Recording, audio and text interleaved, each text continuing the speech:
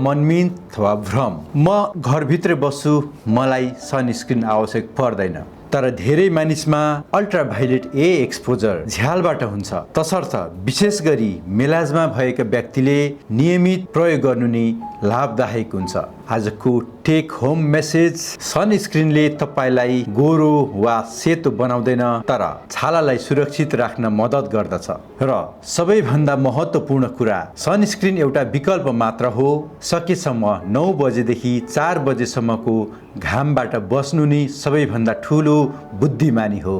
अब अर्को भिडियोमा कस्तो प्रकारको छालाको लागि कस्तो प्रकारको सनस्क्रिन उपयुक्त हुन्छ भन्ने, जुन तपाईलाई धेरै फाइदा हुन सक्छ भन्ने आकलन गरिएको छ। यस्तै वैज्ञानिक र व्यावहारिक छाला सम्बन्धी जानकारीको लागि हामीलाई फलो गर्न नबिर्सिनुहोला। धन्यवाद। तपाईको दिन शुभ रहोस्।